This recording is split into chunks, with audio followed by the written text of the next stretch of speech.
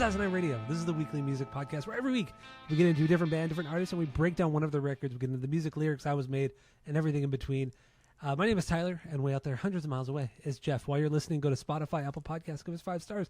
If you're watching on the YouTubes, you smash that subscribe button. That's what the kids say, dude. And that's all I have for the boring intro. So what are we doing this week, Jeff? That was pretty fucking boring. We're doing what do you Stick to your guns. What do you call that? Like a chain golden boy, but you call it like a favorite of somebody. What? I don't know. Do you not? What part of that did you not understand? I don't know what. I have no idea what you're trying to say. So chain. Oh, sorry, I'll say the whole thing from now on. Chain means chain reaction. Yes, that's what I was saying. So when a chain reaction golden boy. It's obviously not a boy; it's a band. So the Chain Reaction's Golden Band, because we talked about earlier, they played there multiple times. But like a love child, something. I don't know. There's a specific word, and if I say that specific word, like, oh yeah, I know what that means, and then you'll feel fucking idiot. But probably not, because you don't know any fucking words outside of what you already said today. But go ahead. We're doing Stick to Your Guns. Diamond. Yes, their 4th record from 2012. And the reason we're doing this is because we are ending Chain Reaction season on the podcast, because Chain Reaction, the local venue here in Orange County, Anaheim, California, recently shut down a few weeks ago at the end of December. So we thought it was appropriate to do a Chain Reaction band, a band that this season have been bands that we've never done on the podcast before in the Lost episodes over the last 9 years. Nothing like that. So these are all just, that's why they seem kind of random to us, because we could easily do Death by Stereo, Atreyu, Thrice, do all that shit. But we're doing Stick to Your Guns. A staple, though, in playing at Chain Reaction. You said, I figured out the word. What's the word? Chain Reaction Darling. Okay, yes. Okay, there you go. That makes See, sense. motherfucker, I knew it. As soon as you heard it, oh yeah, I know what that is.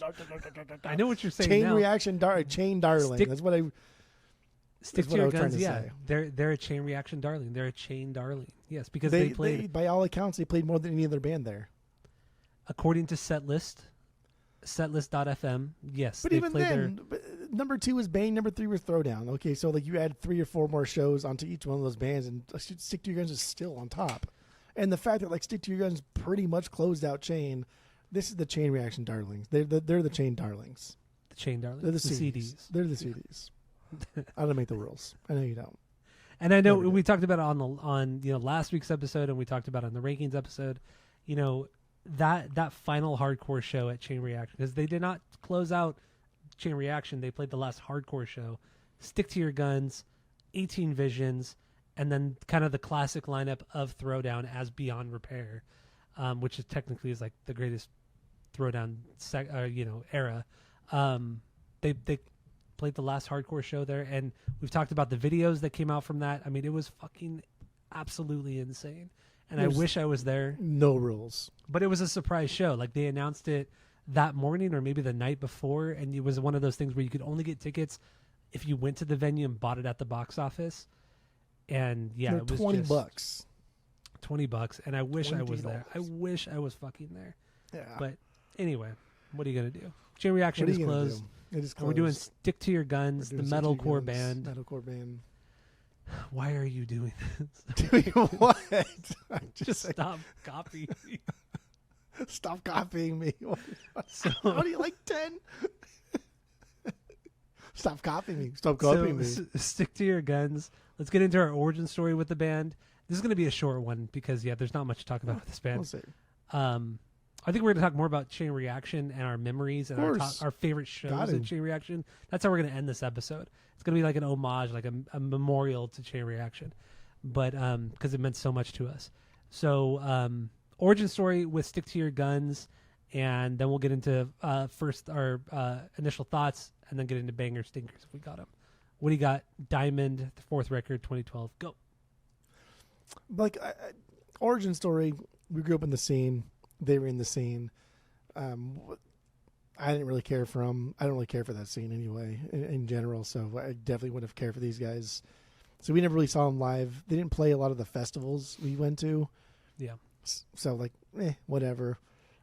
Fast forward to when you got that Sumerian lot, and the Hope Division was in there, and I spun. I was like, damn, this is fucking good. But it's a little too early in our our career at Desert Grease Records to where I was comfortable keeping a lot of like wall items. It was like, give it like a week or two, and then if no one buys it, then I'll take it home.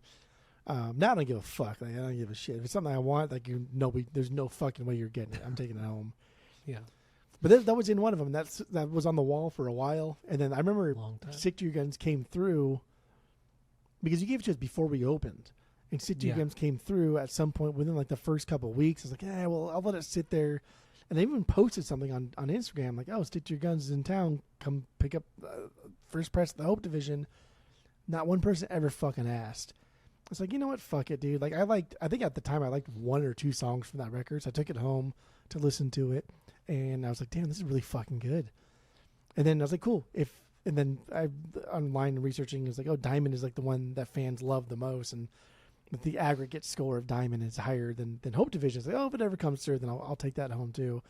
And a lot that you brought over from Orange County had Diamond in it. I was like, oh, fuck it, perfect. Oh, that most recent lot from the one from Brea, the Brea lot, yeah. Yeah, and they had it in there. I was like, oh, this fucking hell yeah, I'm excited, cool. And it goes to my metalcore section, and that's I don't know, that's about it. Not very exciting, I guess. All right, my origin story is it's one of those bands. You know, we kind of started petering out going to shows like in like 2009, 2010. We kind of stopped going to shows, but we might go to drinking. And we also like maybe went to like 1 to 3 shows a year. Like we really kind of stopped going, rather than going like once a week or at least a couple times a month. So yeah, by the time Stick to Your Guns were kind of getting popular, we were out of the chain scene. We're out of the metalcore season for sure.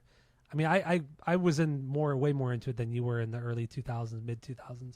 So by the time they came along, I didn't really care for them. And whenever I did hear them, it wasn't memorable. And honestly, the most memorable thing about them for me was when I got that Sumerian Records lot out in Burbank. You know, I picked up that giant lot for like, I think it was like $200, something like that. And it was like, I mean, this record alone, the Hope Division record that was in there, that Stick to Your Guns record, that alone was like a $250 record. And I got like 150 records in this lot. Most of them were Sumerian records, you know, OG copies of stuff, promo stuff. I mean, it was a wild fucking lot that this guy sold me. Clearly a tweaker. How much of that stuff do you still have? Maybe like collection? 5 records. Huh. Because most of it, a lot of it was like metalcore of the late 2000s, early 10s. And I just don't, or like metal stuff, like metalcore or metal stuff, I just don't really care for. Like I kept that Animals as Leaders, but it's still like kind of has some surface noise on it, which sucks. But yeah, anyway. Like I have this. I have Moon and Antarctica by Modest Mice, and then I have the Red Hot Chili Pepper. Oh, and then I have 1,000 Suns from Linkin Park. That's right. Yeah, that came from that lot too. I fucking love that record so much. Don't really like that. That Chili Peppers record used to be, that was my copy that from the Sumerian lot that I eventually sold to you. But anyway, bought again. Yeah, and then I bought it again like a month ago. That's how you know you're a true record collector, is when you have a record that you get rid of and then you end up buying again a more expensive copy that's not as valuable. But done it. Way better quality, because the copy I have, it was used, but it's clean. The copy you have of that Chili Peppers record it does have surface noise. But anyway, there's one song that skips sometimes, not all the time, but sometimes. Oh, is there? I don't remember that. But anyway, we're already getting sidetracked. So Stick to Your Guns. That's my origin story. Whatever. First impressions, initial thoughts on the record we're doing this week, Diamond from 2012. What do you got? Do you have any bangers? Do you have any stingers? Go. I honestly have a couple bangers. I think I have 2 true bangers. Everything else, I think this record is really, really good. It's fun. It reminds me of a time and place. So there's like nostalgia attached to it, even though there's no nostalgia attached to this band. So there is a soft spot. And I do enjoy some metalcore, even though I make fun of it or whatever, because it's Orange County. You know what I mean? Like, yeah, it's our fucking scene. High school was metalcore, for God's sake. Our fucking scene, yeah. The guys from Atreyu went to our high school. They're only a couple years older than us. That's crazy. We went to high school with those dudes. It's like, yeah, and Death by it's Stereo. our scene for sure. Yeah. But like, I'm not going to pretend these songs are like really, really good or anything, something that I haven't heard before. So I think I really only have 2 true bangers, but I think I only have one song that I would never fucking list as a banger. And then everything else, I was like, okay, that could be a banger if I like metalcore more. Okay, let's get into it then. Well, actually, real quick, my initial thoughts on this one. This week was the first time I've ever listened to Diamond, and I think it's by far the best record they've done. I think it's some of their heaviest stuff they've done. It's very focused. It's not just kind of all over the place like the first and second record. The melodic stuff that's on here is actually pretty solid, even though some of it's like halftime choruses, which we'll get into, which I don't really like. Still really well done. I have 4 bangers off of this one. I would get this on vinyl. I think it's vinyl worthy for sure. But yeah, so that's my initial thoughts. Do you have any actual stinkers though? The closest I have to a stinker is Ring Loud, the Last Hope song. And just because like the choir harms, dude. Yeah, like, that choir shit was weird. What the just have a growler do that shit, man. Like, what the fuck is this? It's so stupid. It takes me out of it because We Still Believe, I think, is a fucking dope song. And then Empty Heads is a dope song. But then like Ring Loud, you have the choir vocals. Like, that's so stupid.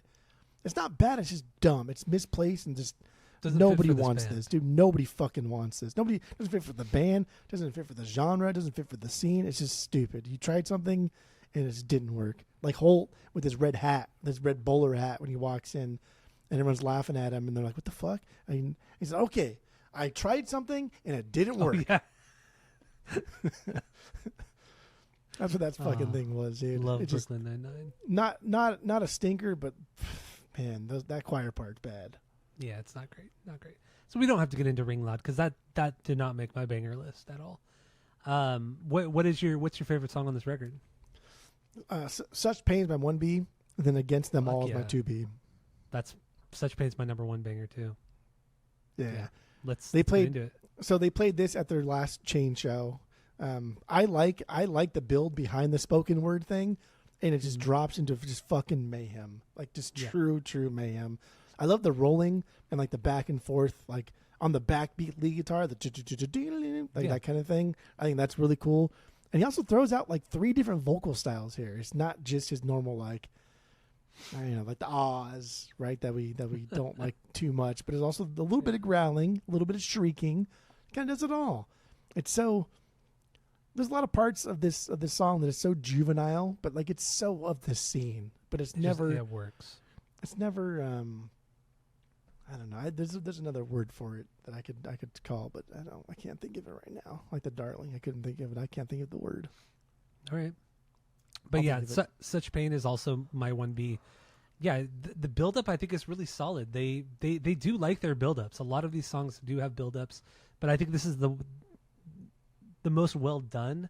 You know, it's that dialogue from whatever movie with the acoustic guitar, then the bass and drums build up, explodes into that like groove metal thing. Just great pissed off vocals. I think it's really great. And what I do respect about Stick to Your Guns is that they took that metalcore thing where let's put like things from movies, like movie clips, into our songs, like before a song or after a song, as an interlude, an intro, whatever. They just kept up with that throughout their whole career, from their first record until their newest record last year. They have at least one part where there's like something from some movie or TV show, who knows. It's very metalcore. That's very, very of the scene, which is cool. I do dig that a lot. But Such Pain, I think this is a killer song. It's fucking brutal. Like the breakdowns on here, they hit fucking hard, really hard.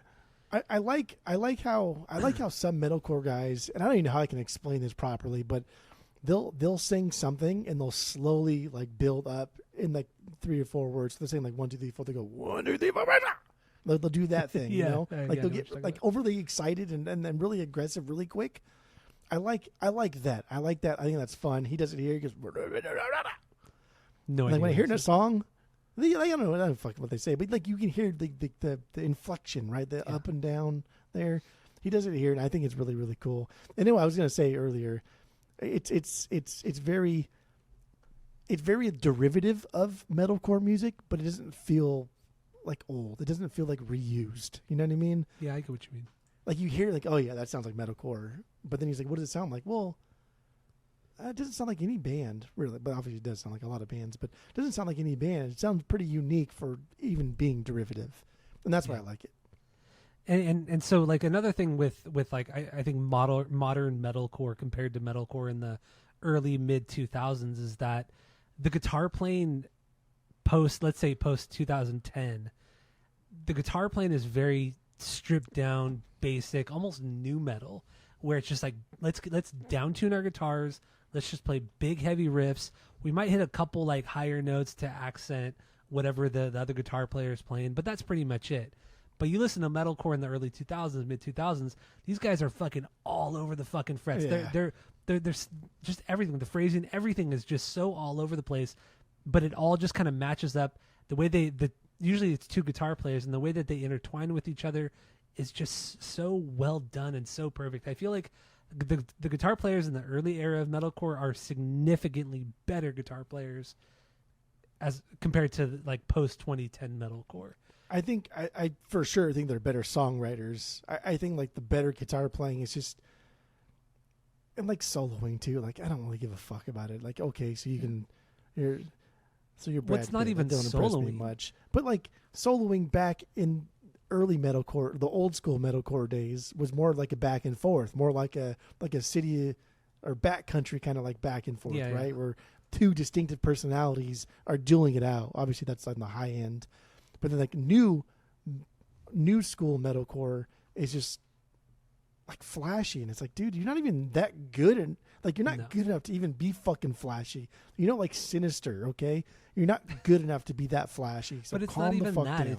It's just like let's down tune our guitars, drop C, and let's just like play a really heavy like new metal type riff, and then we'll throw in some harmonics. We'll throw in some like little high parts, very very Korn, very Limp Bizkit, very of that, but then also, late like, 90s the new two metal. big fucking things that these kids do is fucking they try to like act like they're hip hop and try to incorporate a ton of electronic, and I fucking hate it Like so Sleep Token? goddamn much. I fucking hate that shit so I hate much. Sleep Token so much. But yeah, and then like going back to like the earlier metalcore, like we were talking about, like when you listen to the first Atreyu record, Suicide Notes and Butt Kisses, the way that the two guitar players play off of each other, yeah, sometimes, you know, one guy will be playing like a straightforward, just kind of just bar chords and shit like that. And then Dan will just be playing this like really cool little lead line. And then every once in a while they'll just like play off of each other. And then they'll drop back into like the bar chord, you know, just accenting each other. And it's just, there's great camaraderie. There's great back and forth between the guitar players. But with an album like this and like more modern metalcore, it lacks a lot. To me, it lacks a lot of unique playing, a lot of flair, a lot of just kind of something that puts a stamp on the scene, makes like a guitar player, what's the word I'm trying to think of? It makes a guitar player like iconic or like I don't even say iconic, but memorable, just like distinct, like unique to themselves, like their own style. But like these guitarists are just like a dime a dozen. It's like, okay, I learned how to play guitar on YouTube. I can play all these arpeggios. I could do all this, blah, blah, blah. But then when you put them in, you make them write a song, it's like, okay, then you're just playing like a down-tuned guitar and you're just playing like a Deftones riff. You know, that's really what it is. These are just Deftones riffs, like, but just with shitty production and just like with almost zero groove on a lot of them. Are you ranting about the scene in general, or are you talking about this record?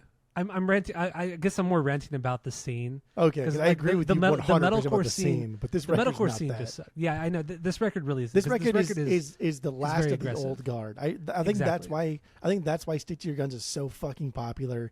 Is because they captured like our demographic, our age group, our range that grew up listening to X, but now they have Y, but also the kids that like heard Z on TikTok and then go back and listen to Y, which would be Stick to Your Guns. So I think Stick to Your Guns is captured like both eras of a genre that is lucky it even lasted that long. But yeah, I agree that I think new school metalcore just has no fucking personality except for just it wants to be hip hop so bad without actually being hip hop. I think Ronnie Radke is the face of new metalcore, new school metalcore. I think. Just, unfortunately, he is the face of it. Yeah, he's huge. He plays fucking massive arenas now. Like we're talking arenas. Like the fuck. But then it's like you'll hear some songs by both of those bands, either Escape the Fate or Pierce the Veil, or Falling in Reverse. You'll hear some songs, you're like, damn, dude, this song's really fucking good. Like some really good songs, and then you'll get to the next one, you're like, what the fuck is this? Like what happened? Like I get you're inspired by different genres or whatever, different styles, but I mean, there's sometimes with modern metalcore too, there's no consistency. And I don't know. It's a different era of writing music, and like we've talked about with the Treyu, right? And like John Feldman, like we don't need to write a whole album. We just need to write a couple songs and shit. We don't got to write a couple songs. We just need to write like 20 seconds of a fucking song that's really good, and that'll carry us through. That'll fill us enough money for the year. That'll put butts in seats, man. That's all we got to do. And there is one song that Ronnie Radke has done that I actually really, really like, but it's so fucking stupid. But I do like it a lot. But even then, like, fuck this guy, dude. Like, everything about it is, it's just, Are we talking about Ronnie Radke? He's like the worst fucking musician ever to live. Him and Tim Lambesis, both metalcore guys.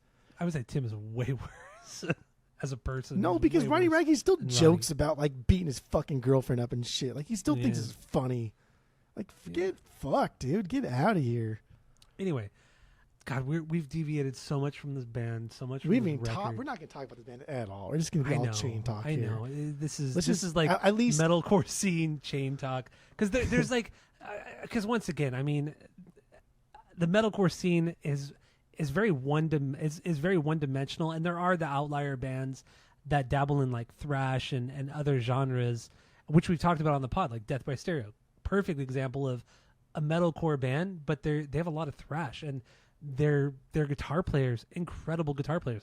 Their drummer Jared Alexander, their original drummer, fucking incredible drummer, just incredible. But with a band like Stick to Your Guns, there's nobody that really stands out in this band. And as much as I do like this record, that's not a bad thing. That's not it's not a bad thing. It's not necessarily a knock. It's just like that's why we have nothing to talk about. We've already talked about the best metalcore, which again, I think it's butt kisses. I think that is the standard for what metalcore should sound like. That at first, and we've already done that. Like we're already done, right? You know what I mean? So there's nothing really else to talk about with this genre that we don't like. And we did Bleeding Through.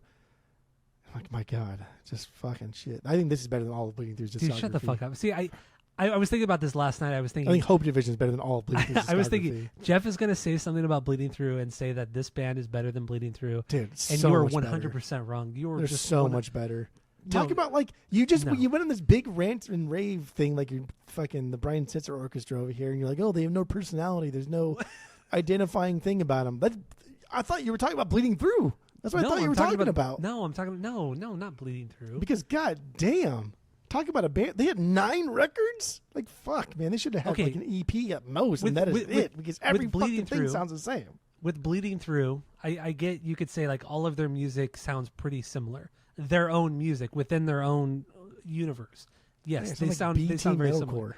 But when you throw it up against the other bands in the metalcore scene, I disagree with you 100%. I think their songwriting, I think their guitar playing is significantly better than what you hear in most metalcore, and their drumming. I think Derek Youngsma, the drummer in Bleeding Through, I think is the best drummer within the scene. Like not even just metalcore, but I think punk. I think metal music in general. I think Derek Youngsma, you're underestimating his drumming. He's a better punk drummer than some of the greats we've talked about. I do. Okay. I really, really do. I think Derek Youngsma, I think he's a truly, truly underrated drummer. I really think so. I mean, you can be underrated, but to claim that he's a better drummer than like drummers that people often scoff at, like Trey Cool, right?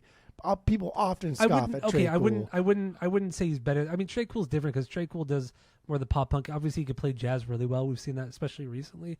Like Trey Cool's very versatile, but within like heavier music, whether it's metalcore, punk, hardcore, whatever it is, I think Derek Youngsma.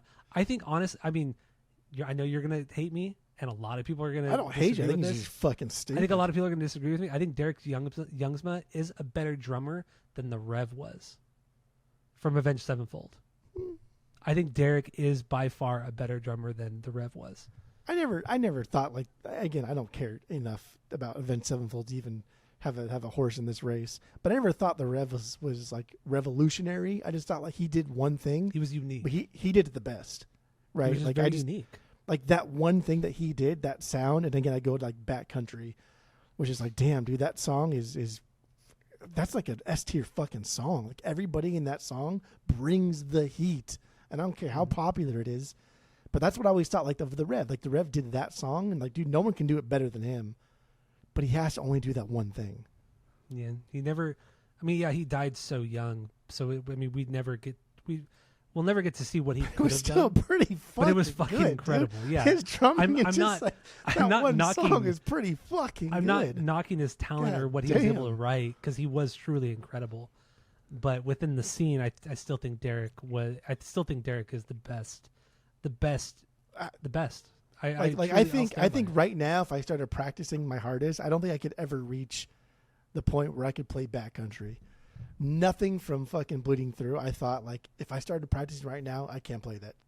Like, everything I can play from Bleeding Through. Bleeding Through. I'll play in fucking. Dude, give me 2 dumb. weeks. I'll play him. Give me 2 weeks. There's no way. 2 weeks tops. No. That's just stupid talk. That's stupid talk. Maybe not 2 weeks. I don't think ever. Anyway, so stick to your guns. I mean, okay, so lyrically on this record, I actually do like his lyrics a lot. I think they're very stripped down. I don't think there's a lot to digest. Well, there's not a lot of words, but the messages I think are good. They're significant. Yeah. I mean, he talks a lot about his own anxiety, his like almost like imposter syndrome. He talks about like kind of not world events, but just kind of like how the world is just kind of going to shit. Like they're very posy, right? He's always has like this, for the most part, yeah. And this band's always kind of have like this positive outlook where they've always said like if you see something, say something type of band in like the metalcore scene. And it's always about like take care of yourself first and you're your own worst enemy. Get over yourself and you'll be a great person, and perseverance in the face of adversity. Like a lot of that type of thing. It is very positive. Yeah. And they've always been like that from beginning to end now, like still today. They've always been like that kind of band. I don't think they were ever straight edge or anything, but they I don't think so. They are definitely kind of like they could tour with a bunch of straight edge bands and they would fit in just fine. Yeah, I would agree with you on that. Because what am I trying to say here? I did like his lyrics a lot too. I don't think they were. I think like the song names are pretty much what the lyrics are about. Yes. Like they're not very. They're pretty deep, on the nose. But I do think he's better than your average bear at writing lyrics. I will say that.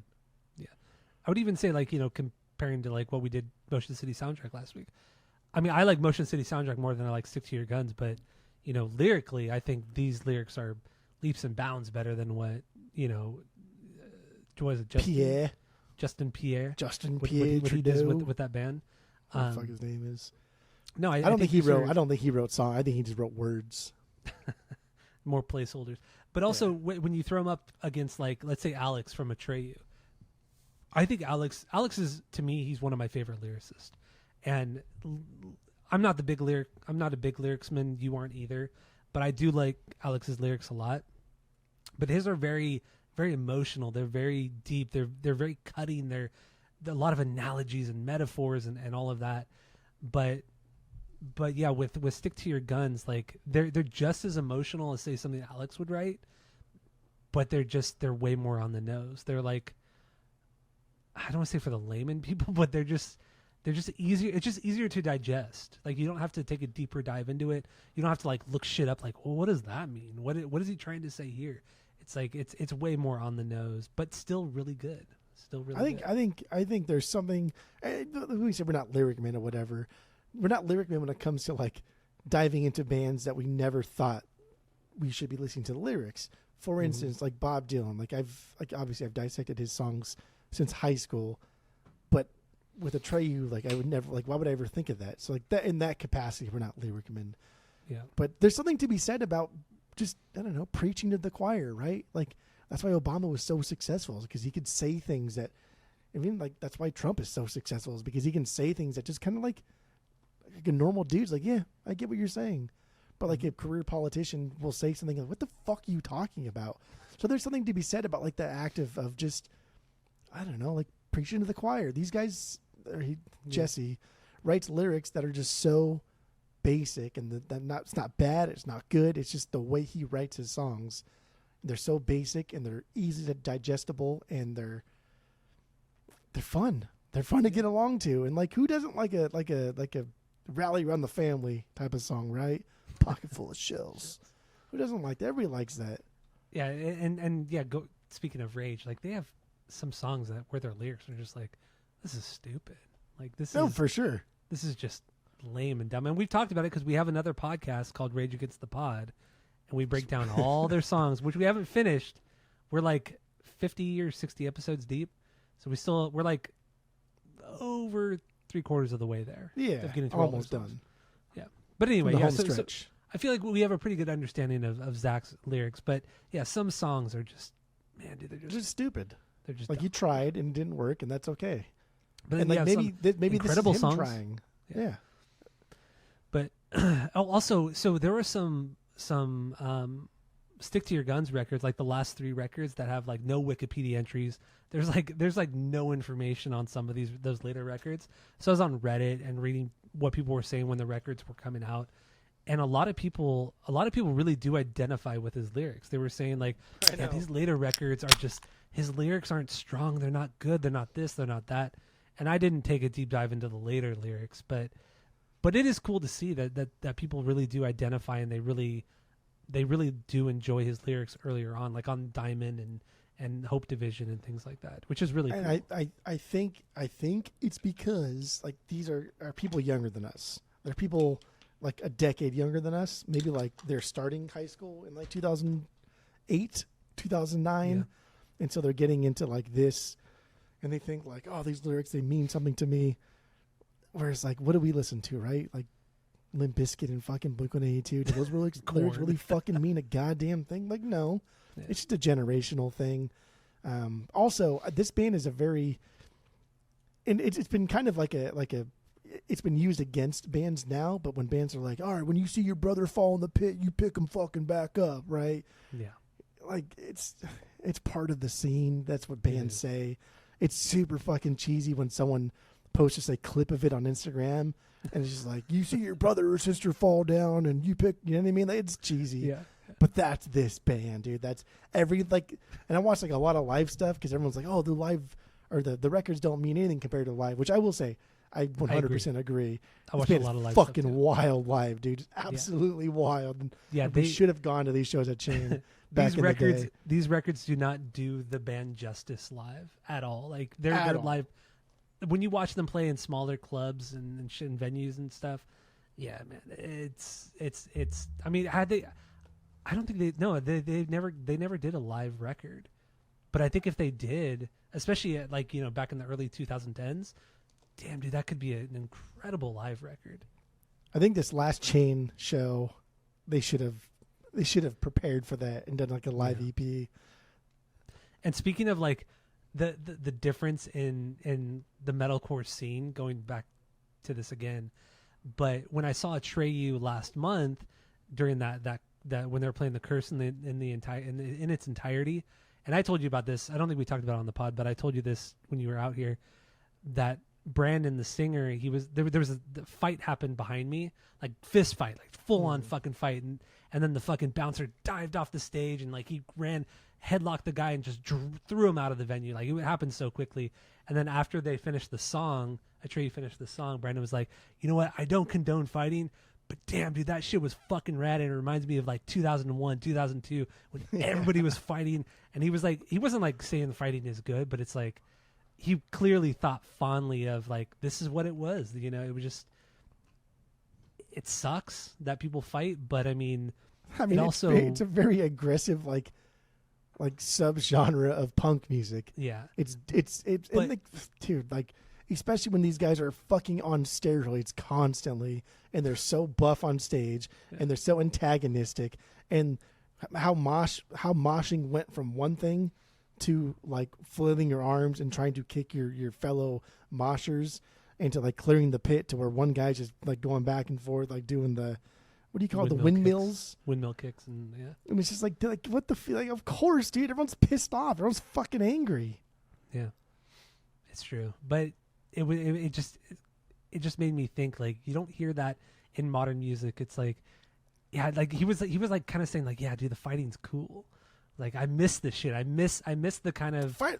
Why do we pretend fighting's not cool? I know. Like, why do we say that? People watch hockey all the time. And that's all they do is the biggest fucking sport on earth is UFC. Everybody fucking watches that. It's just fighting. But like, let's stop pretending like fighting isn't cool. I particularly don't like the UFC that much. That's not my thing. It's not my thing either. Yeah. Like if I want to watch two dudes go at it, I'll just go like World Star Hip Hop and just watch fucking two dudes go at it until somebody goes down.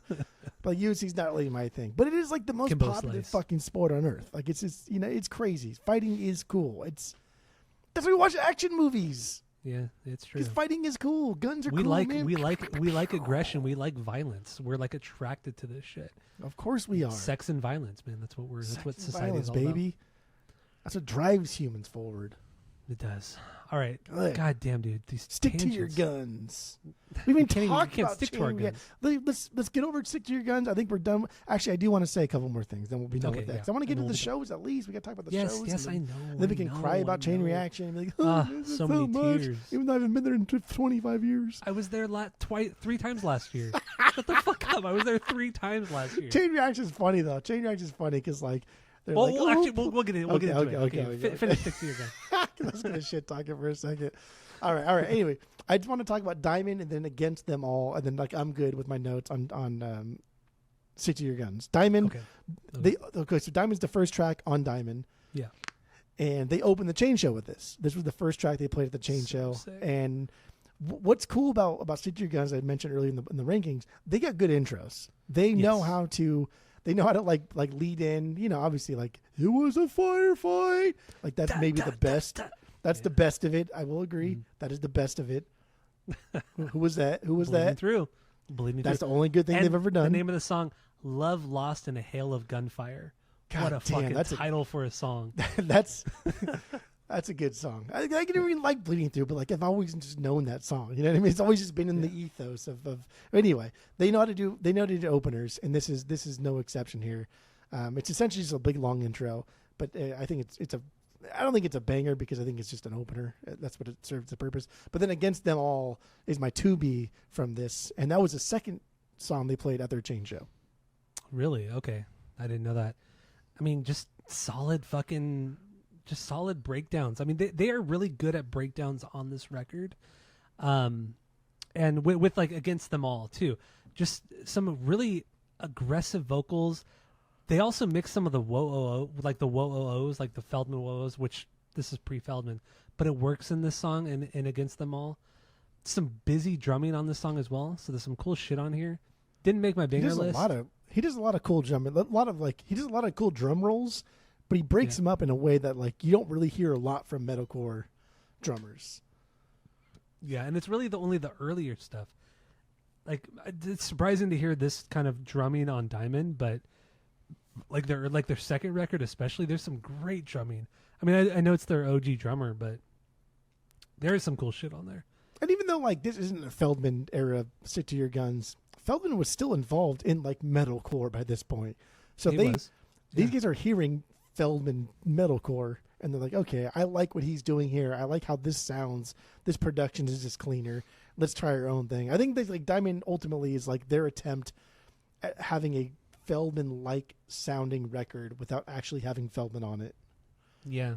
I mean, honestly, though, it's way more aggressive than even that first Feldman Atreides record, the Lead Sales record. This is way heavier than that record. How do you not like? Was. But like this may be their most memorable or catchy tune they've ever done, right? The yeah.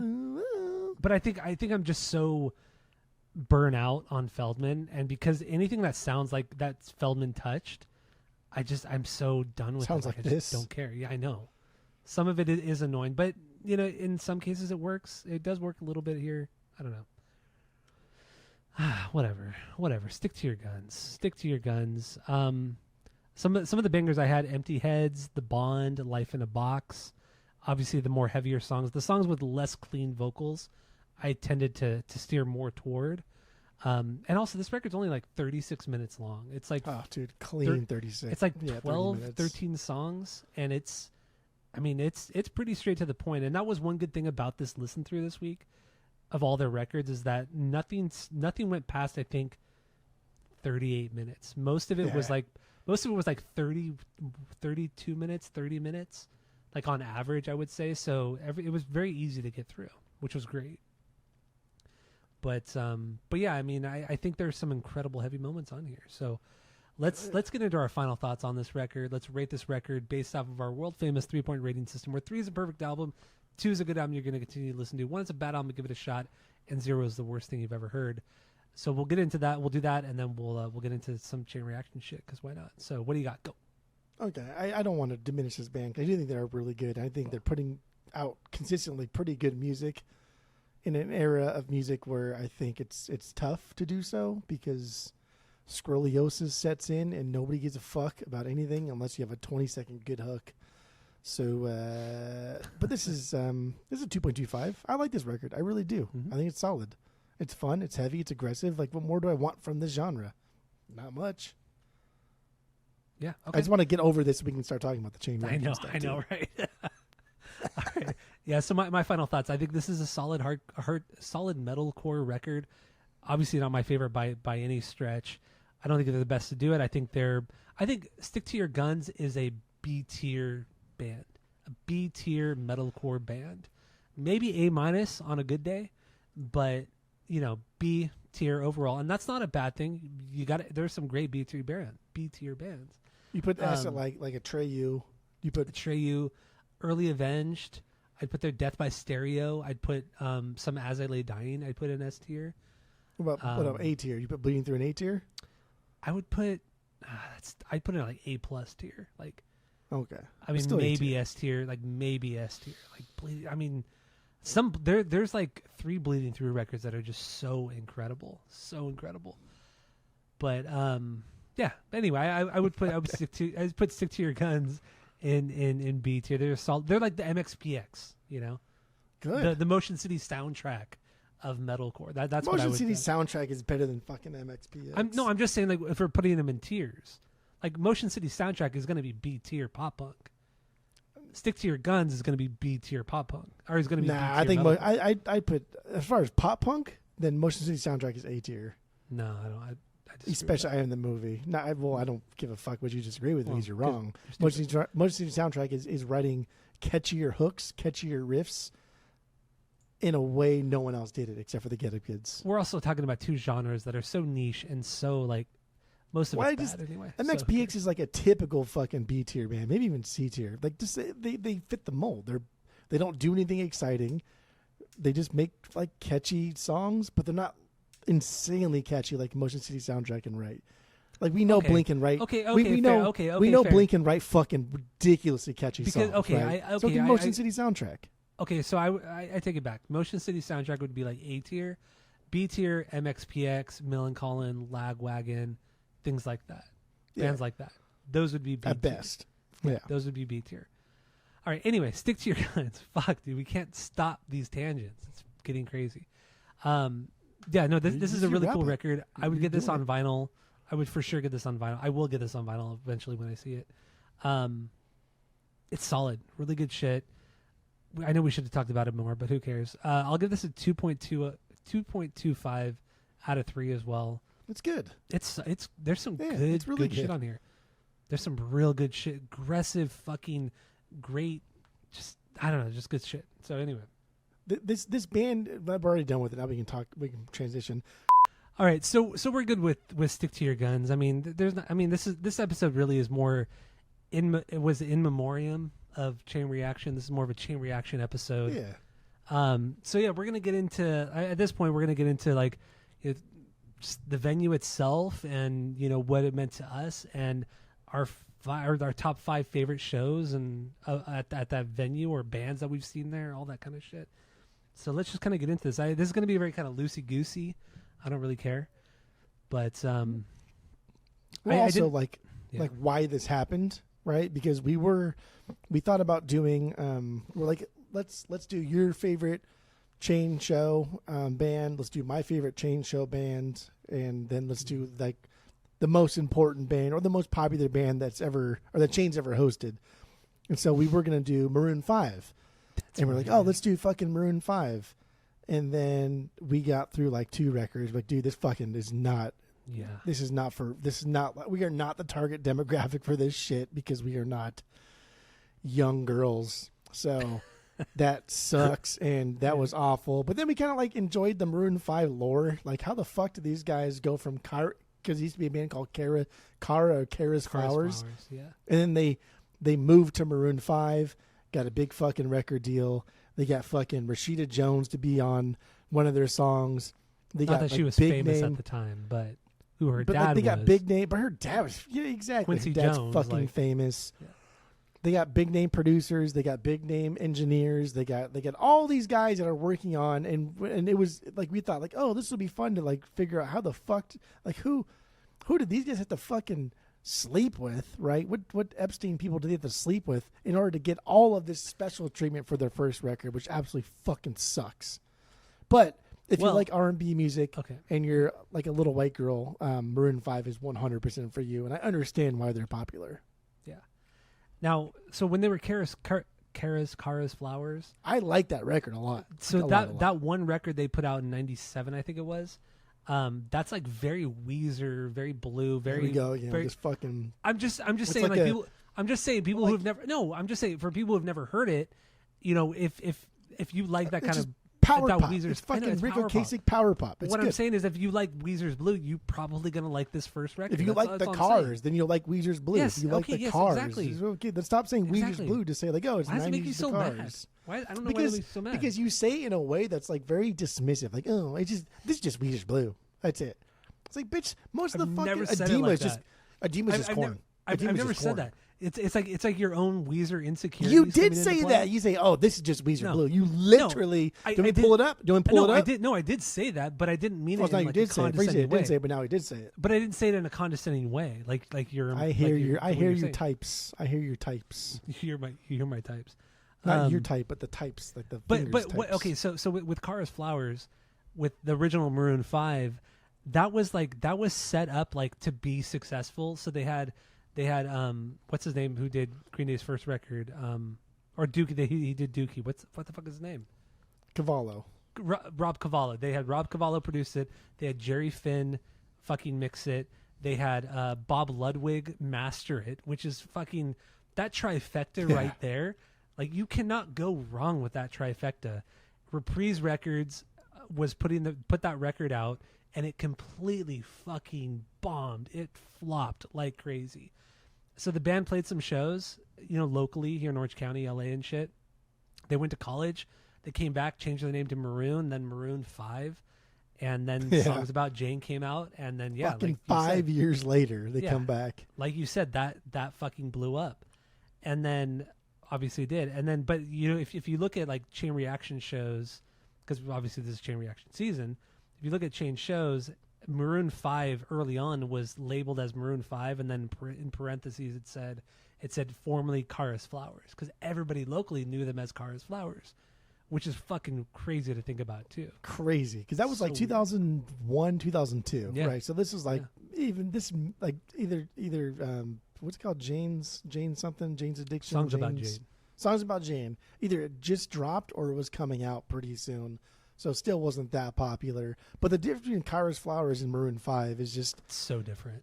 It's like Kara's Flowers is a band, and Maroon 5 is just, okay, let's just let Adam be the band. Yeah.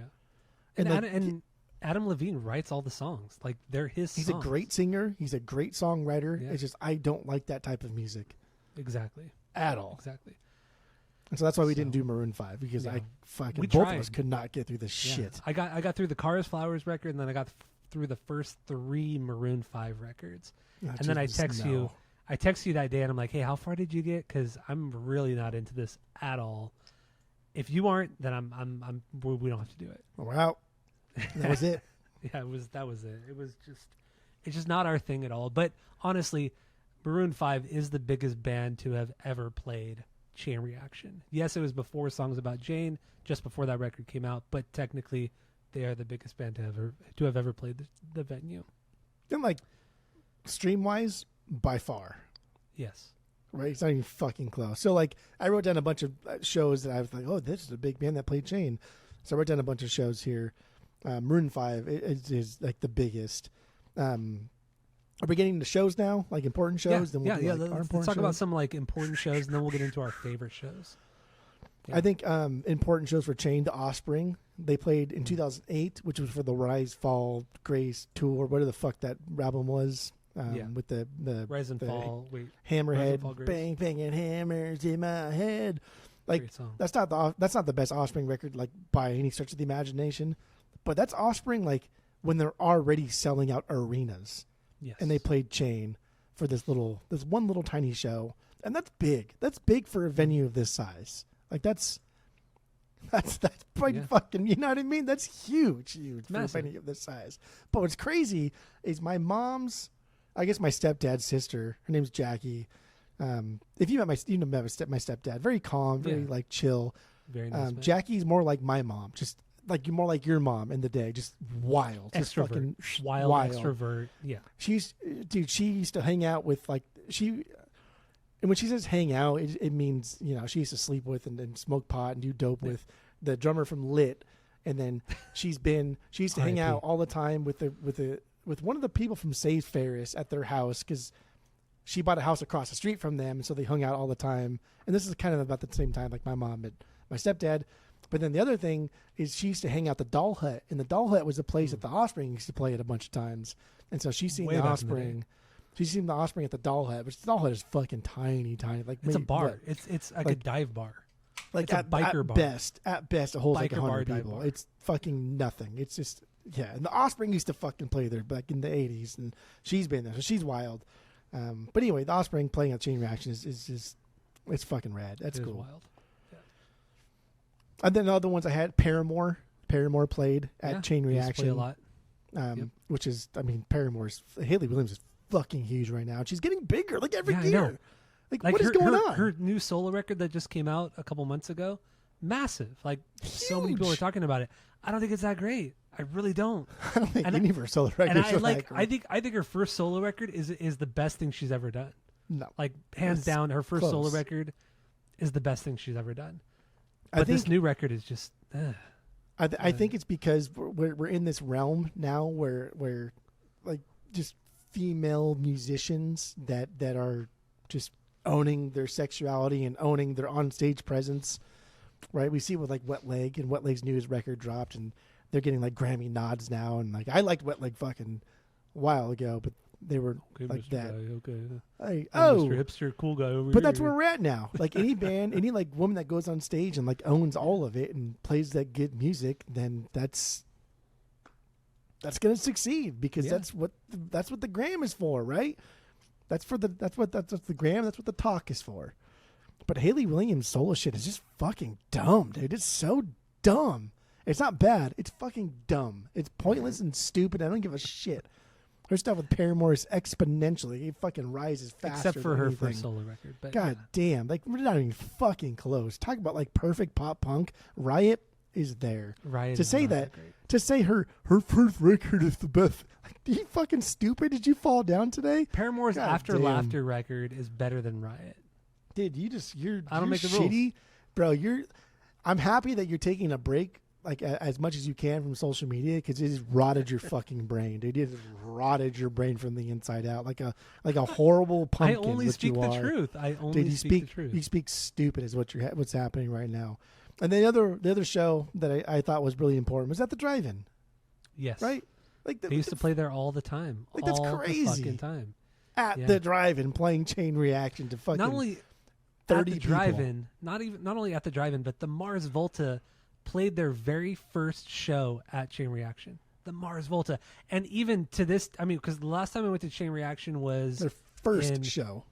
July of 2025 was the last time I went to Chain Reaction.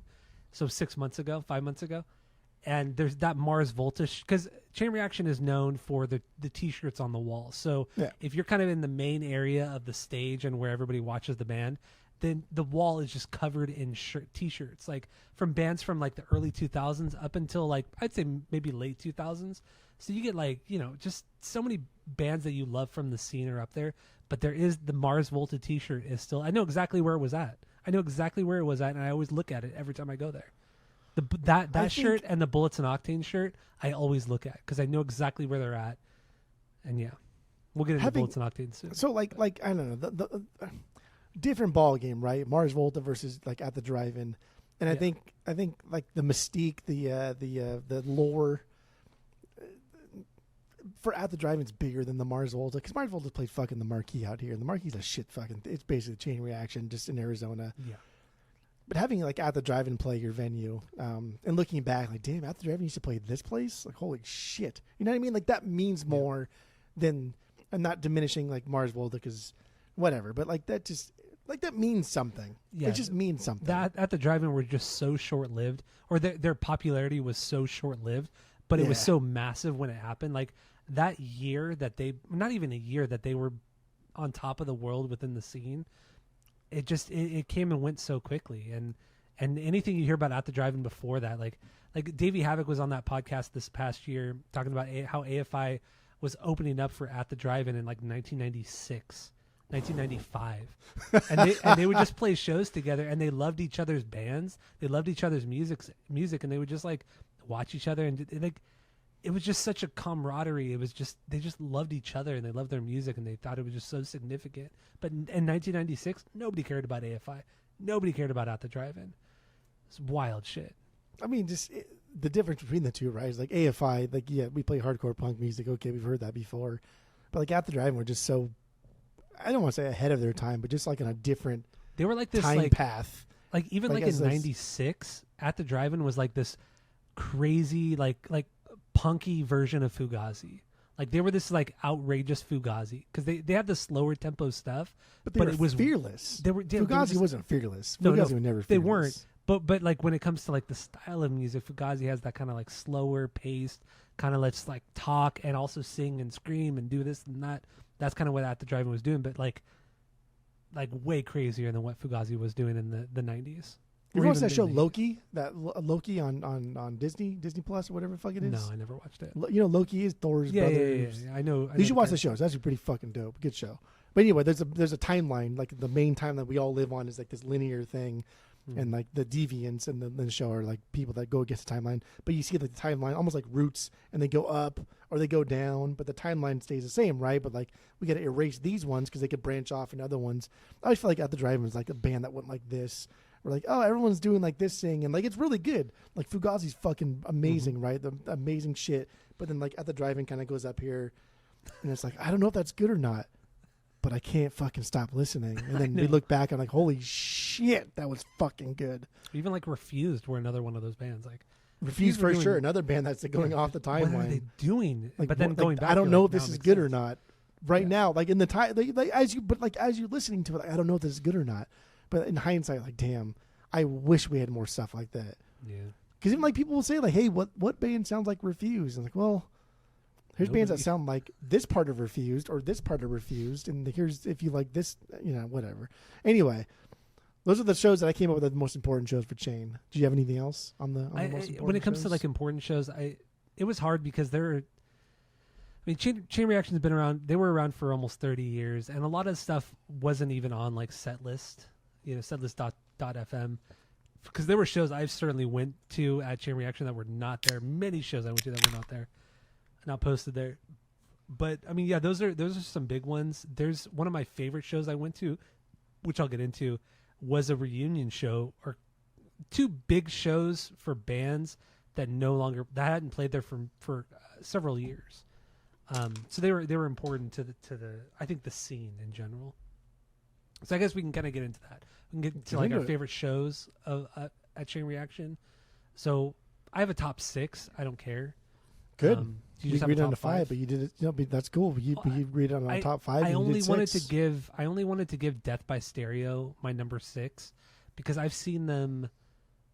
Fuck, I can't even tell you how many times I've seen Death by Stereo at Chain Reaction, and just in general because I love Death by Stereo. They're a local hardcore metalcore band, and they're just fucking I mean, they're just so good, and they always put on a great show. I haven't seen them for several years now, but every video I see from them, they haven't stopped like that energy. They're insane. So Death by Stereo would kind of be, I guess, my number 6. But top 5 favorite shows. Go through. I didn't rank mine because mine are like kind of by date, so I didn't rank. Yeah, so just go through all your favorite. I'll go through all my favorite. I'll go through my favorite. So, go through all your favorite. So my 5th favorite, Wednesday 13. I saw him a lot during 2005 to 2007 era. Saw him a lot. He was playing a lot of shows there. Before he was playing more shows at like the Whiskey and stuff. He's playing at Chain Reaction a lot, Glass House a lot, Showcase a lot.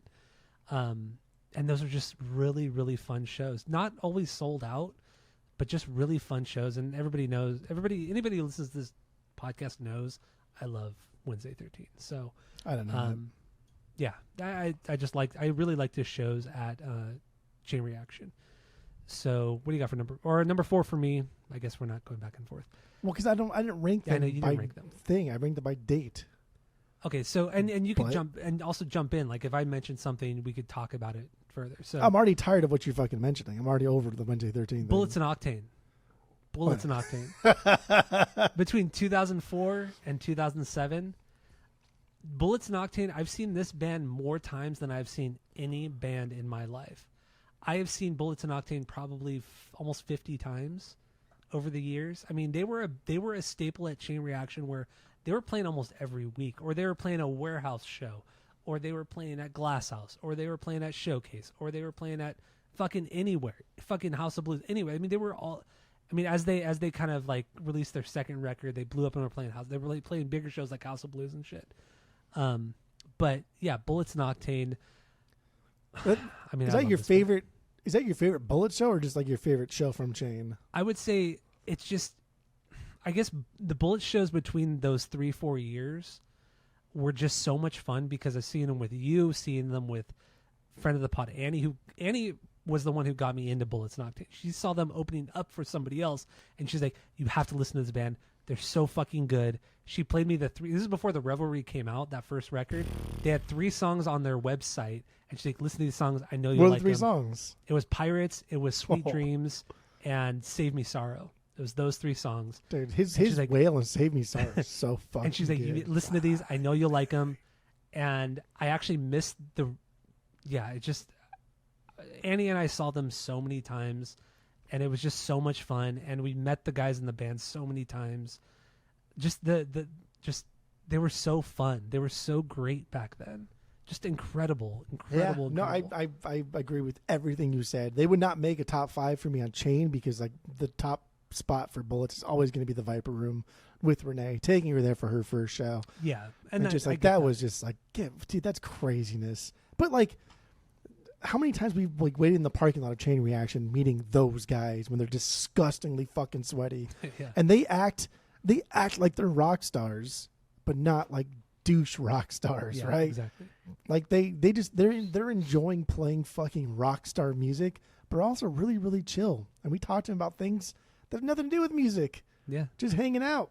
All these guys, all these dudes, they're all really cool. Like, I mean, the guys in Bullets and Octane at the time. I mean, they've gone through so many lineup changes since 2007, but yeah, I mean, just those old shows, man. They were just unreal. Dude, that's a band that like they should have been fucking huge, but it did just wrong time, place. Dude. Yeah. Wrong time. Yeah, had this been the early 90s, late 80s, early 90s, they could have been huge. I think they could have been as big as like your maybe Guns N' Roses. Maybe not as big as Guns N' Roses, but they could have been, second in line to Guns N' Roses. Yeah, absolutely. That first Bullets record, even the second record. Man, dude, that lineup of the band, those 5 dudes who got fired like during the making of the second record. What's the second record? In the Mouth of the Young or something? In the Mouth of the Young, yeah. The 2 guitar players, Jack and Sky, got fired during the making of that record.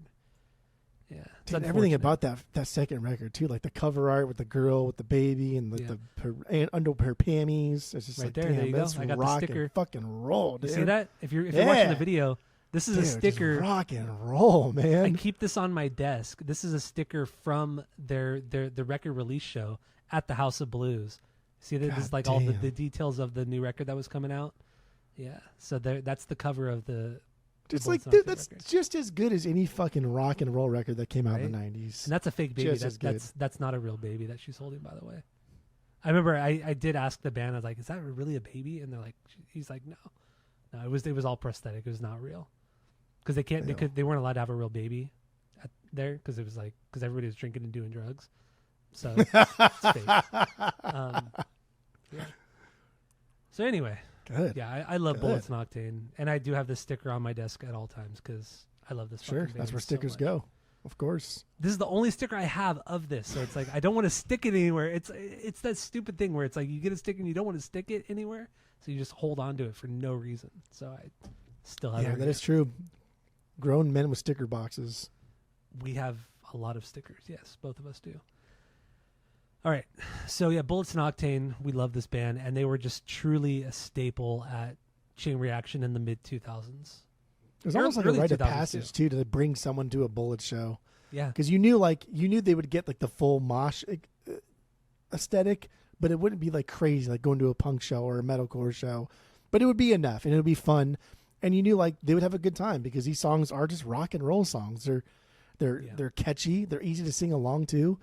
And Gene, dude's a good front man. He's a good fucking front man, right? God, those shows were so much fun. Like it was good. They were good. It. Those were good shows. So much fun. But yeah, anyway, if people listening, if you've never heard that first Bullets and Octane record, The Revelry, it's incredible. It's fucking incredible. So forgotten about too. It's a shame. So we should do that record again on the pod. It's been a long time. We did it in the new format. Are you sure? I think we did. I don't like the new format. We'll double check after. But we'll double check after. Yeah. Anyway. So yeah, what's your number 3? Because that could be the final episode of the Chain Reaction. We could even extend it. Fuck it. Who cares? Extend it one more. I'll be down to extend it one more. But I don't have numbers. Oh yeah, that's right. You're on numbers. I keep forgetting. I keep forgetting. Going. Okay, so Atreyu. I saw Atreyu in 2014. This is their reunion show. They had broken up for like 2-3 years. They did their reunion show at Chain Reaction. The classic lineup of the band, and they hadn't played Chain Reaction I think in almost 10 years at this point. It had been a long time. I went with, it was myself, it was Tammy, it was friend of the pod Mike, his girlfriend at the time Erica, who he's now married to, friend of the pod Justin was there, and we went. Yeah. We went to the packing district beforehand, and we were having some beers, and then we went to Chain Reaction, and it was out of fucking control. Obviously, it was sold out, but it was fucking insane. Seeing Atreyu again in a small venue, it had been over 10 years since I had seen them at Chain Reaction. I'd seen them at UC Irvine, at the Bren Center. I'd seen them at Festival. I'd seen them in bigger venues. But seeing them again in Chain Reaction was just such a nostalgic hit, and yeah, dude, it was absolutely insane. It was fucking nuts. So Atreyu, their reunion show in 2014, incredible. I remember this show. I remember you guys talking about this show. Oh, it was so fucking good. The next one here, Thrice. I saw Thrice in 2004, right before we started our senior year in high school. I'd seen Thrice before at Chain Reaction. This one was special because they had just blown up because of the Artist in the Ambulance. So they were playing much bigger venues. That summer, the end of that summer, they did like a cancer walk. It's like a 5K cancer walk kind of thing. And the band would be out there. You'd hang out with the band. You'd walk them around Fashion Island and Newport Beach, and then you do that. You get like a free T-shirt, hang out with the band, and then that night it was a show at Chain Reaction. So Annie, friend of the pod, Annie and I, we did the walk, we got the shirt, we took the pictures, we hung out with them and all. And then we saw them at Chain Reaction. That was the last time they ever played Chain Reaction, was August of 2004, or maybe it was September of 2004, was this show. And that was the last time they played the song TNC until their farewell shows in 2012. And yeah, it was just seeing Thrice for the last time at Chain Reaction was truly incredible. And they were on top of their game. Like they played, I mean, it was only songs from the first 3 records. Like you can't get better than that. From Identity Crisis, Illusion, and Artist in the Ambulance. It's true. Truly an incredible show. Peak. The last That's time they played, sold out, only for fans. Like it was only for like the diehard fans, and it went fucking nuts. And oh my god, dude, that Thrice show in 2004, the last show they played there, was fucking nuts. It was incredible. So there's that. Last thing here, my favorite show I ever saw at Chain Reaction. You were there. Jeff was there. Angels and Airwaves. Oh. The second show they ever played was in 2006 at Chain Reaction. The first show they ever played was at Glass House. We also went to that. And then 2 days later, they did the surprise show at Chain Reaction, and we got tickets and we went to that one too. So that is my favorite show at Chain Reaction, was when we saw Angels and Airwaves, because they only had the 3 songs out. They only had The Adventure, The War, and then they had, was it Do It For Me Now? I think it was. No, it was Distraction. Valkyrie. It was Valkyrie. Yeah, Valkyrie, The War, and The Adventure. That's all they had out. And just seeing Tom DeLonge, and we were like 5 feet from Tom. You know, it's just, and it was just a wild show. And you agree with me on that.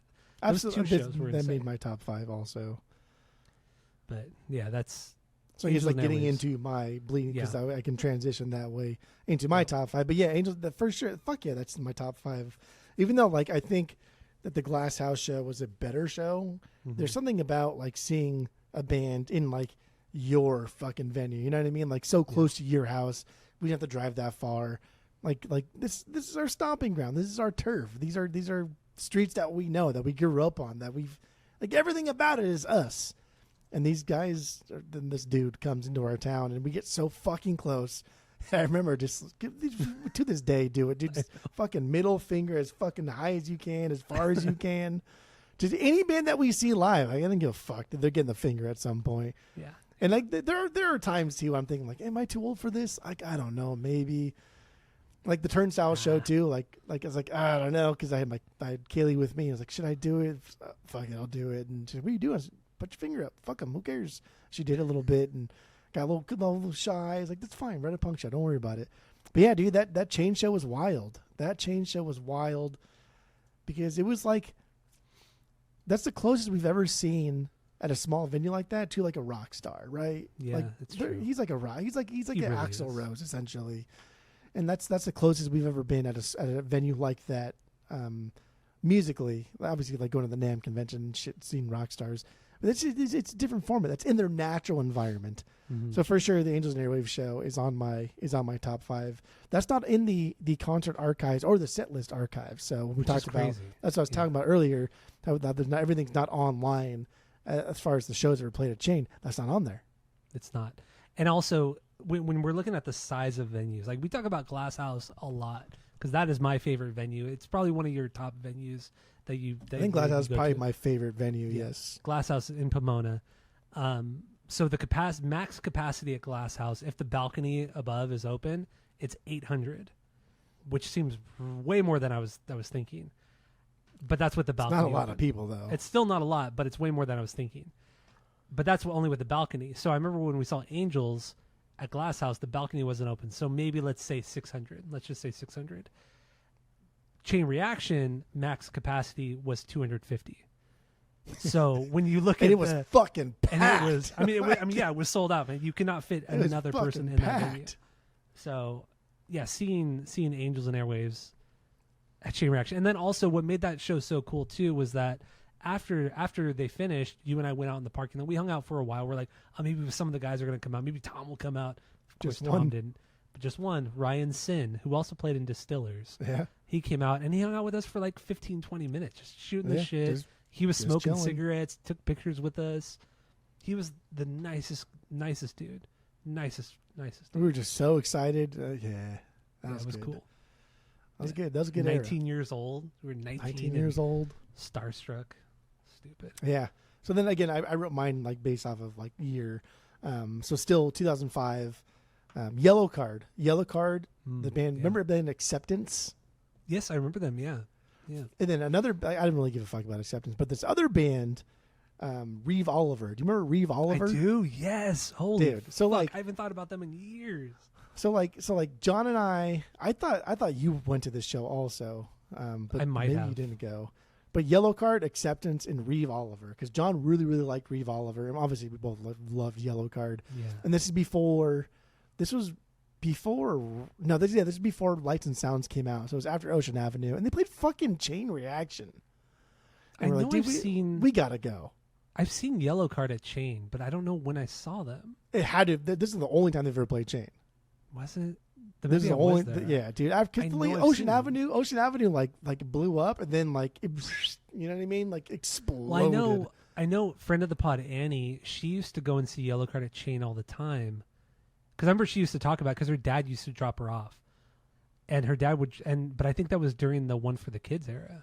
I don't even think that was Ocean Avenue. This is the last time they ever played Chain.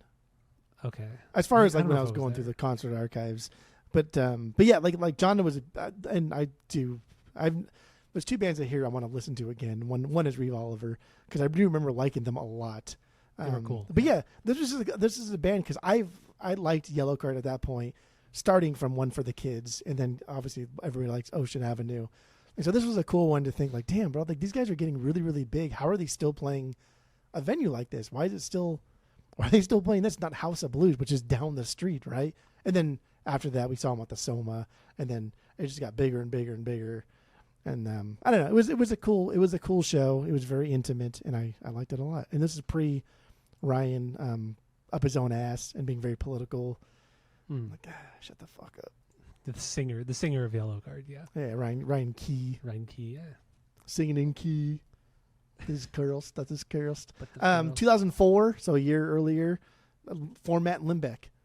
Dude, Format Limbeck. Yeah, that's I'm talking about Limbeck twice, but Format Limbeck.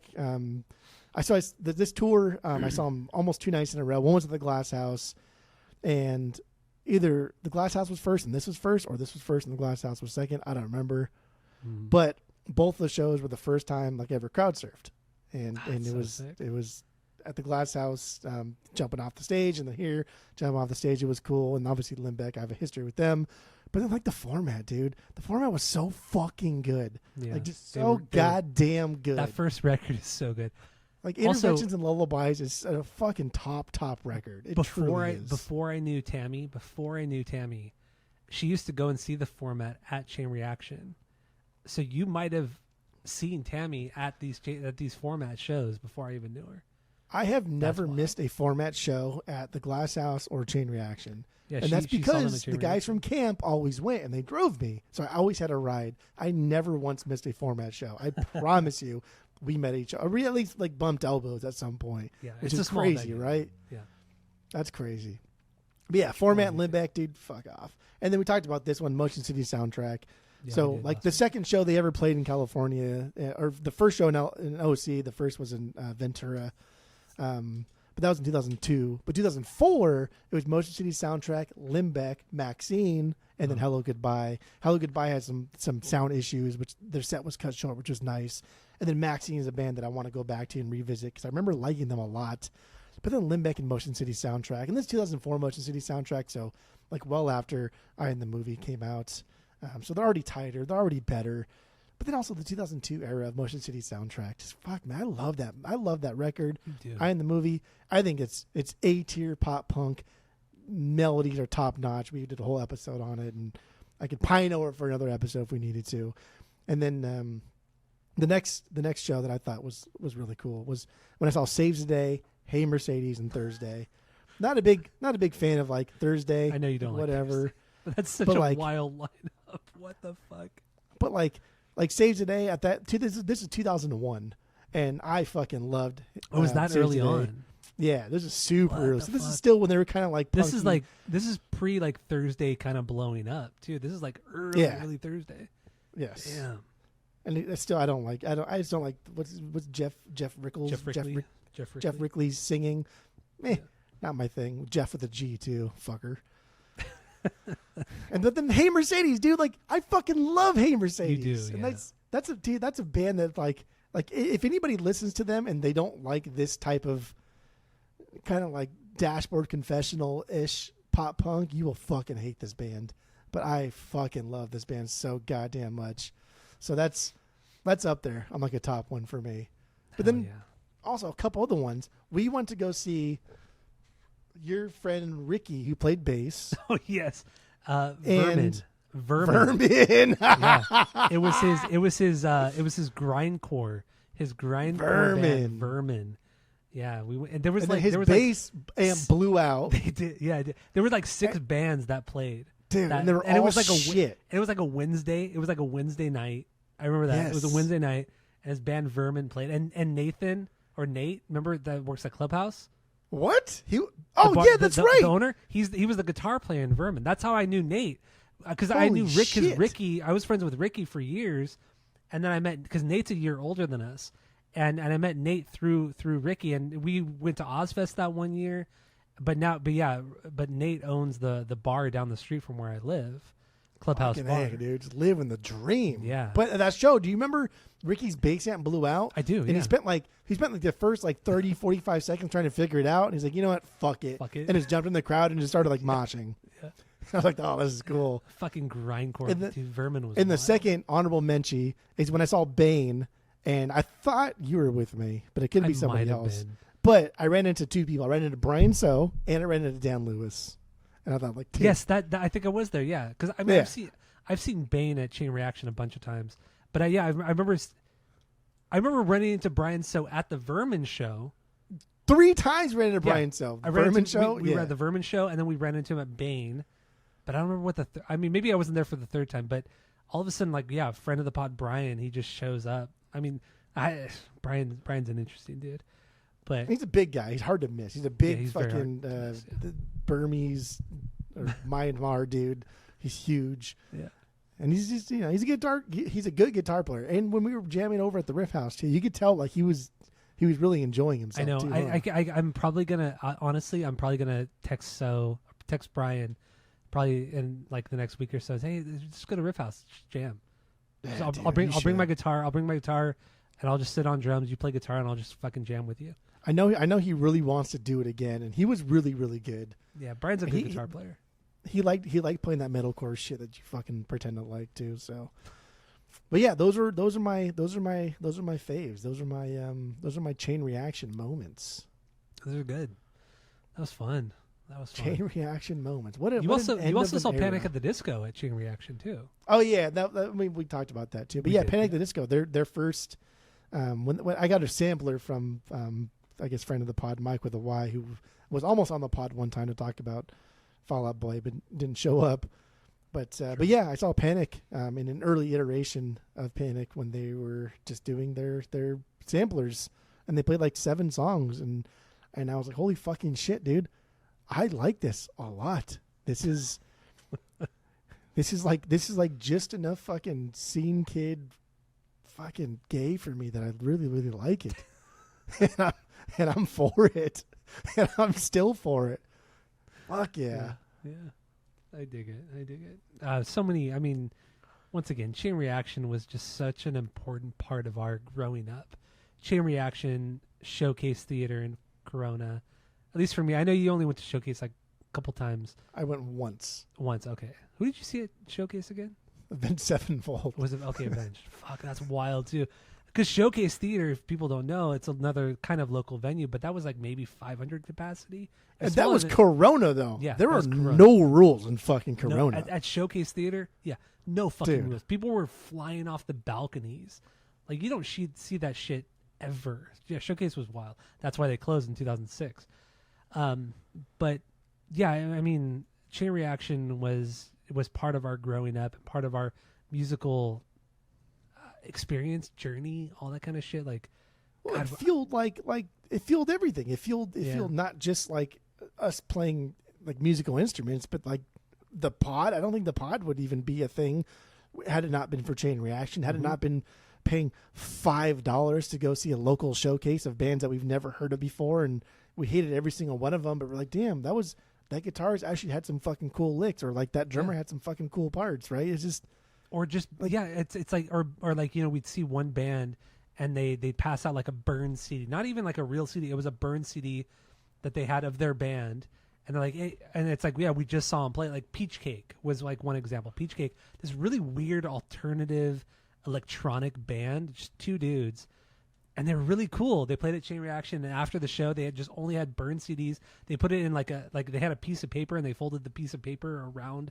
the CD, and like they just wrote like on a Sharpie like Peach Cake EP or Peach Cake CD, and they're passing them out after the show. And Annie and I got them, and Annie and I loved Peach Cake for like 2 years. Like we listened to that EP so many goddamn times. Damn, but it's just shit so like that. Sick, actually. It's probably so good. Just shit like that. That's what we would. That was Chain Reaction, and just the bands that we discovered, friends bands that play. Like we mentioned, Ricky, he played there. Friend of the pod, Joe Meyer used to play there. Bobby used to play there. Angel used to play there. Angel played there. Kevin and his bands used to play Frostbite. there. Yeah, was the other one? Eternal Requiem. That's what he was. Yeah, my cousin's band. I love my cousin to death, and he was the one who got me into all this music. My cousin's band used to play there. They were called Another Excuse. They used to play there. They used to play it there in Hoagie Bar Michaels. Remember Hoagie Bar Michaels in Newport? Hoagie Bar Michaels. And Costa Mesa, or it was Newport, I think. But yeah, like I used to go there all the just shithole. It's truly Chain Reaction is an iconic place, and it truly is a shame that it's gone. Like this hurts more than like Showcase closing, because it lasted way longer than Showcase did, and it hosted way more. Showcase lasted longer than it should have too. Yeah, I mean, the Corona scene was garbage, bro. 15 years, maybe. The Corona scene was very like KMK. It was very like Cottonmouth Kings. It was very shitty metalcore. But the Corona scene sucked. But even though Showcase was in Corona, they hosted more Orange County bands than they did like Inland Empire. Yeah, because they sucked. Because they were terrible. That's what I'm saying. Like all the hardcore bands you love, your Atreyus, early Atreyus. But that's why it failed, is because they're not hosting Five Iron Frenzy, right? They're only hosting Throwdown every fucking Friday. And the owner, oh my god, we can get into Showcase season. Fucking hell. We did kind of when it closed, and it's how much like the owner didn't give a shit about fucking music, right? I think he was like an Indian owner or something. He didn't give a fuck about the music, hated it. He said, dude, but most of the music they play, I don't give a fuck about it. It's awful. He loved the community. He loved the community. Like these kids had to have a place to go. Like, what are they going to do? And he would give kids jobs, like kids who couldn't afford to get into the show at Showcase. He would say, hey, you know what? After the show, if you just want to kind of like sweep up a little bit, Sloan, just come in.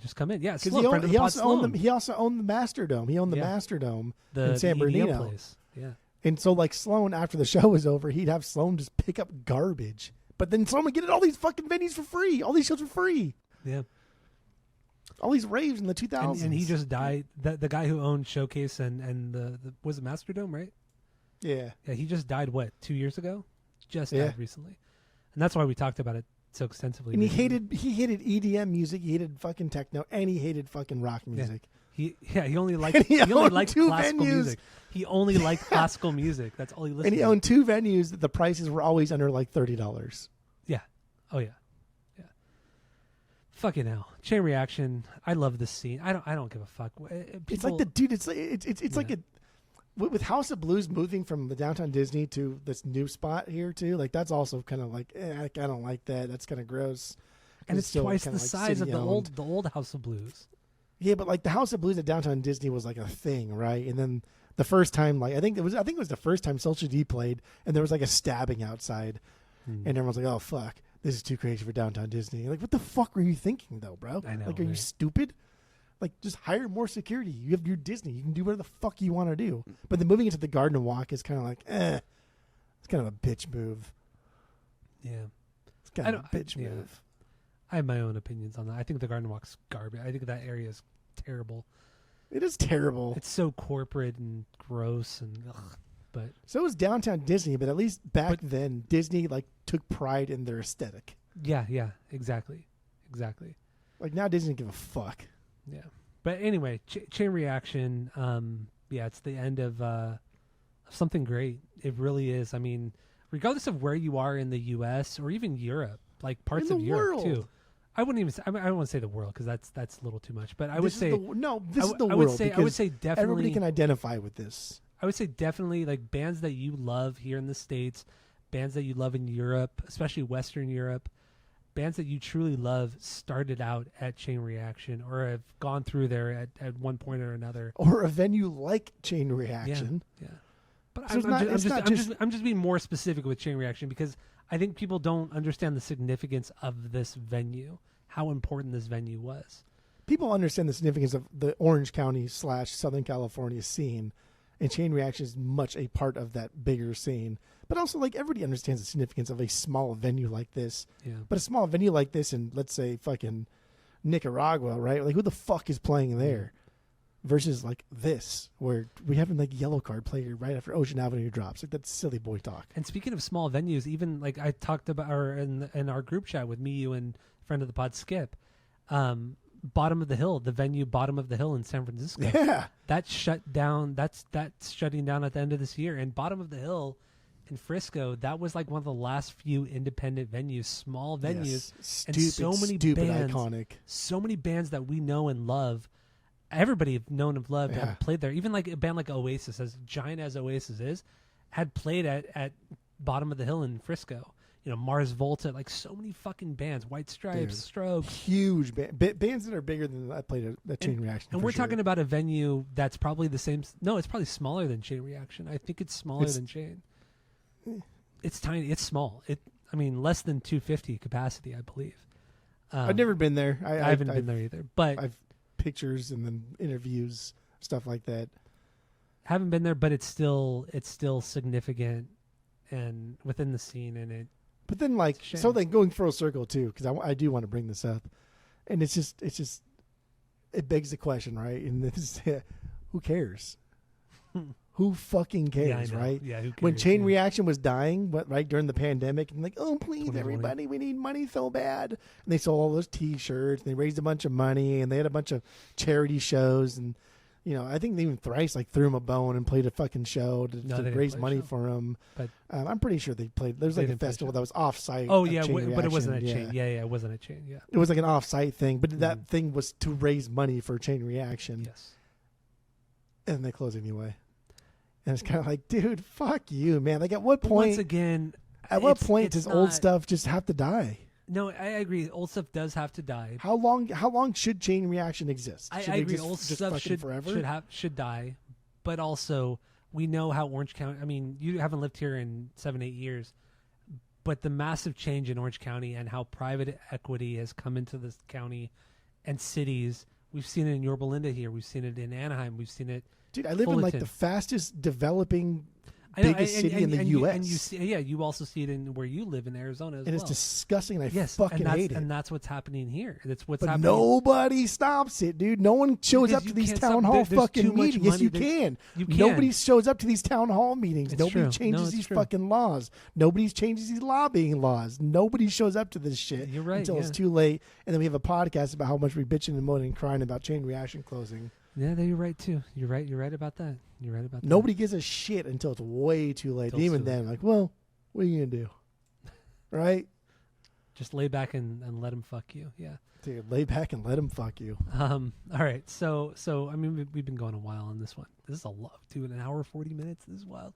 Longer here than we were with the Stick to Your Guns. Yeah. So I'm gonna. I don't know. Anyway.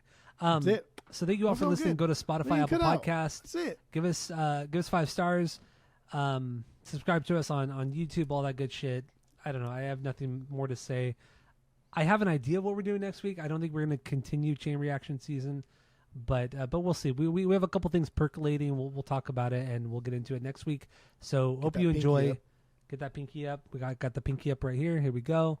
And thank you all for listening. That's it. That's all. Why is that a thing? That's a British thing. Those idiots.